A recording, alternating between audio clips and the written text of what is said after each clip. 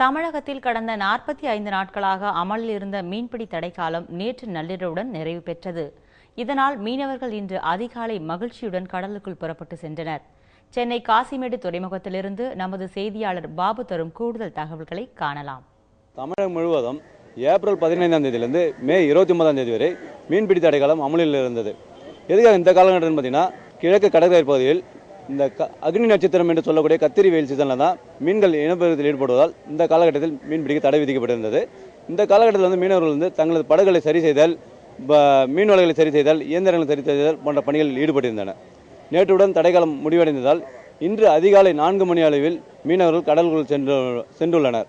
இந்த காசிமேடு துறைமுகத்தில் மட்டும் பார்த்தீங்கன்னா மொத்தம் 3000 படகுகள் உள்ளன. அதில் 2000 படகுகள் கடலுக்குள் சென்றுள்ளன. மீதமுள்ள 1000 படகுகள் இந்த ஐஸ் கட்டி பற்றாக்குறை, பழுதுபார்க்கும் பணிகள் நிறைவேறாத காரணத்தால் கடலுக்குள் செல்லவில்லை.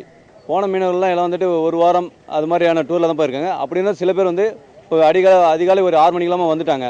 அதில் வந்த மீனவர்கள் என்ன சொல்லியிருக்காங்கன்னு பார்த்தீங்கன்னா, இந்த புயல் எச்சரிக்கை விடப்பட்டுள்ள காரணத்தால் மீனின் வரத்து குறைந்தே காணப்பட்டுள்ளதாகவும் தகவல் தெரிவித்துள்ளனர். போட்டு போயிட்டு வந்தோம், 4 மணி போட்டு எடுத்தோம்.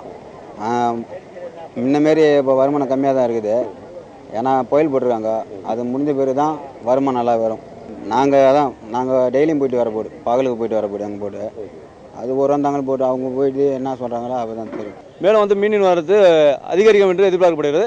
இன்னும் அது போக ஒரு வாரம் காலம் சென்றால் தான் சொல்ல முடியும் என்று தகவல் தெரிவித்துள்ளனர்.